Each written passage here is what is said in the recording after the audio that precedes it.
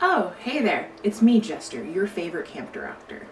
So today, I'm going to be talking to all of you out there who are working towards your outdoor art badge. So, the junior, cadet, senior ambassador level badges all have a part during the first section in which you can choose the option to meet an artist, or to talk with an artist, or perhaps even research an artist. So today, we're going to interview a local artist that some of you might know about her art and her inspiration.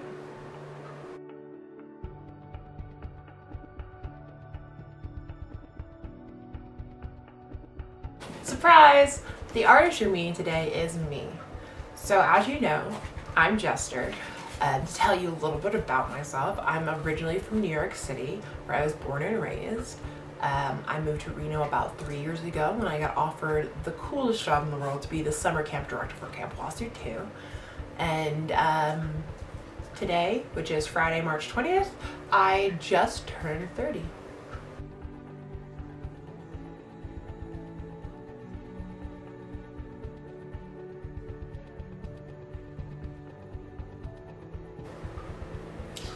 So when I was a little kid, I always loved creating things. So I would be painting or drawing or building something or making clay statues out of clay or Play-Doh or whatever else I could find. I was always experimenting with things that were hands-on. I love working with my hands, and that's something that I just continued to do as I got older. And as I got older, I started experimenting with different types of art.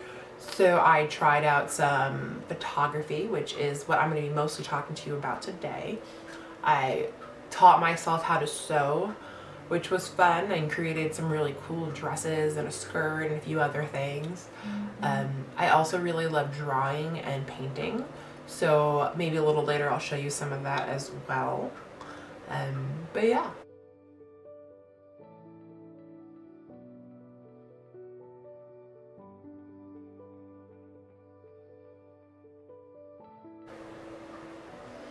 So when I was a little kid growing up, in the summer I would go to the beach all the time because I lived right by the beach, like a block away. And so I spent a lot of my summers just swimming or running around or playing in the sand, finding crabs or digging holes and building sandcastles. I loved the beach. You can see the seagulls that fly over, the warmth of the sun, how the sand feels, the coolness of the ocean. I love it so much. And my father would also take me and my sister out for small little hikes. And well, in New York City there's not a lot of nature options, but we did go to the Jamaica Wildlife Refuge, which is right by where I grew up. So this wildlife preserve, it protects the local marsh area that's out there. However, they have a guided trail with little signs around so it can tell you what you're looking at to give you some sort of an idea and educate you a little bit while you're exploring. I loved going there as well. It was so calm and peaceful. Got to see all sorts of birds. Sometimes we see little rabbits. They have bat houses. I've tried looking in them. You don't really see too much. It's a little dark. But yeah, you have the opportunity to see some really amazing things. And then when I went to college, in my freshman year, that summer, I needed a summer job. And I started working at a summer camp in northern New Jersey. And since then, it's been 11 years of me working outside every summer. And I love it so, so incredibly much. I love how at peace and free you can feel outside. The air smells different.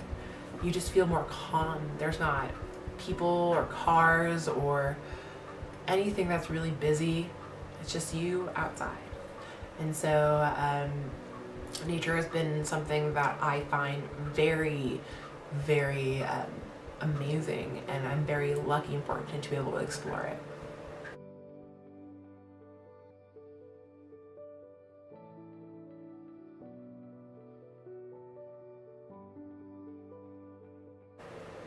So as I said, I love nature. I love being outside. And so it's something that I'm incredibly passionate about. And so I like to use things I love and that interest me in my art because, well, I wouldn't be creating art about something if I wasn't inspired by it or if I wasn't interested. And so I've taken that and I've taken a lot of really awesome nature shots which this collage wall behind me, which you've seen in this video a little earlier, maybe one of my other ones. These are all images that I've taken from nature places that I've visited. And I also have used nature to inspire some of my other artwork. So I have some paintings that I'll show you.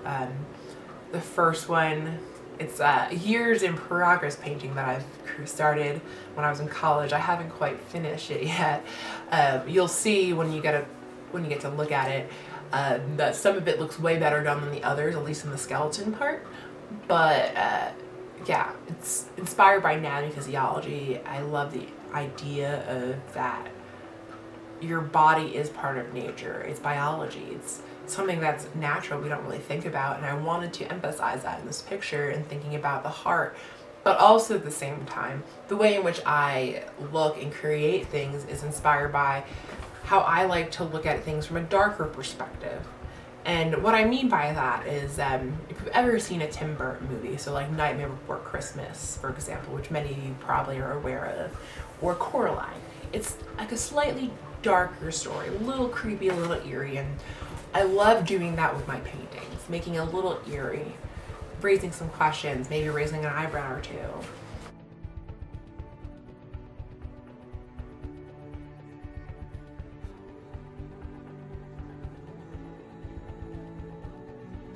In another painting I'm going to show you, which is also nature-based, it's there are several white birch trees, which these trees, the bark is completely white, and there's black stripes and striations and markings all across it.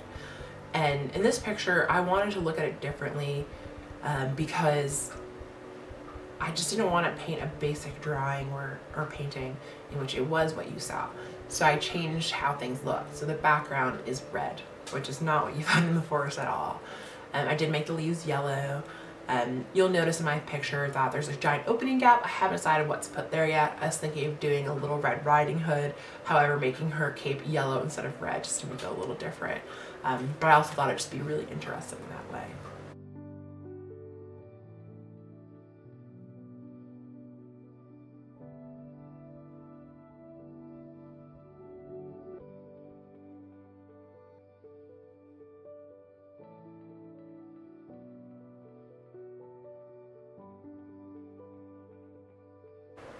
So perspective is how you look at things, and specifically when you're doing art, you're doing it from a perspective of some sort. And there's many different ones you can use, and some of you might be aware of these things. So for example, when you take a selfie, you think about the perspective that you're looking at yourself from. You may not call it perspective, but you do. So you might decide, instead of taking a photo straight on like this, you might want to angle it upward because that angle gives a different perspective and is more flattering. As opposed to if you're going a little bit lower, you're probably going to get up your nose. Not a really great picture unless you think it's hilarious and you love it, but you do whatever makes you happy. And some other things you can do to change or vary your perspective is doing different, I guess, micro or macro imagery. So what I mean by that is, with micro, if you are aware of microscopes, which most of you are, it's a very zoomed in image. So instead of me just taking a picture of a tree from a distance, I'm getting up close, maybe I'm getting the details of the bark, maybe there's an ant crawling on the bark, and I'm zooming in onto the finer details of that tiny, tiny image that's coming from a grand scale of things. Or perhaps I've done a picture before where I zoomed in very close to a leaf so you can see the little veins in it, which I thought was really cool as well.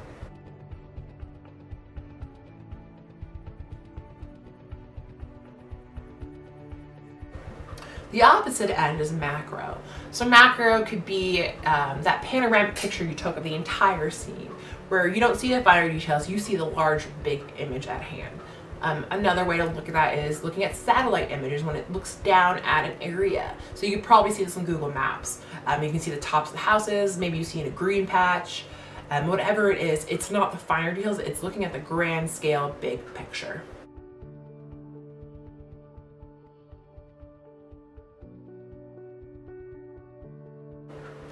So other things you can consider in perspective is where you're shooting from or the angle.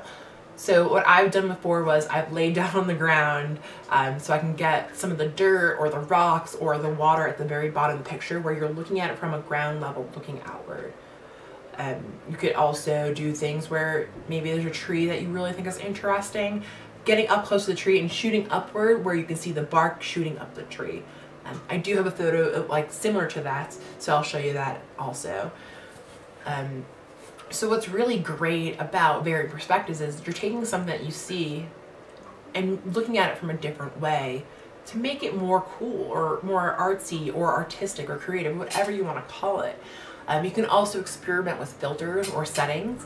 So most social media images have options for filters where, like, sepia or black and white or whatever else they have. If you're familiar with Instagram, you can go to advanced settings, you can adjust the contrast or the brightness or the sharpness of an image, and those are other great ways to change the way an image is seen, because it can make certain colors or details pop that you want to focus in on. Or perhaps you want to make an image more eerie and creepy looking, so you're going to use something that has more of a darker filter, or adjust the contrast so that it only makes the darker features pop as opposed to the brighter ones. So perspectives can make a piece of work very, very fascinating and unique.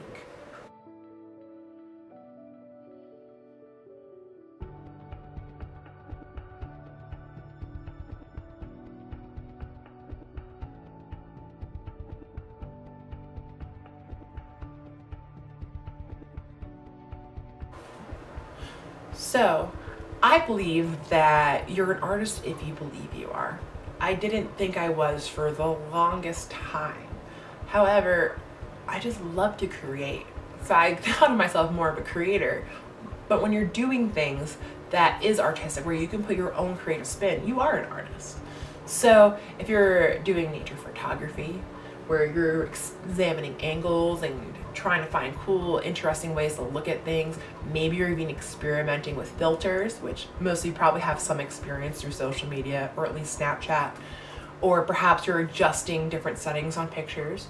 So for example, if you were to go into Instagram, if you have one, there's an advanced setting option where you can adjust the contrast or the brightness or the shadows or the clarity or the sharpness of the photo. Those are also great ways to experiment with perspectives as well as how it appears, because maybe you want to make certain details pop or certain colors stand out, and that's a really cool way to do it as well. So really, being an artist is simple. Whatever your tool is, whether it's crayons or paint or paper or a pencil, or maybe it's sewing needles, or maybe it's knitting, maybe it's a notebook and you're writing poetry, or maybe it's a camera. Maybe you're finding random things in nature and creating a found sculpture. Whatever it is, if you're doing something that you love, that you're passionate about, that inspires you, that you find interesting, and you're doing it in a fun, creative way, you are an artist.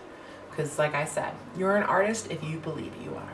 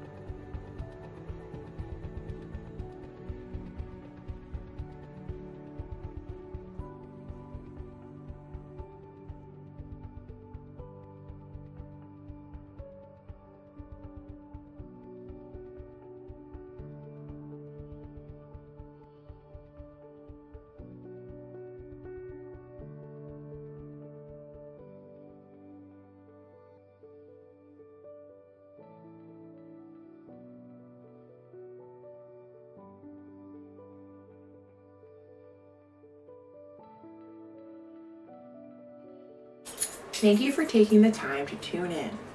I hope that you have a great day and that you find some inspiration in the great outdoors. Have fun!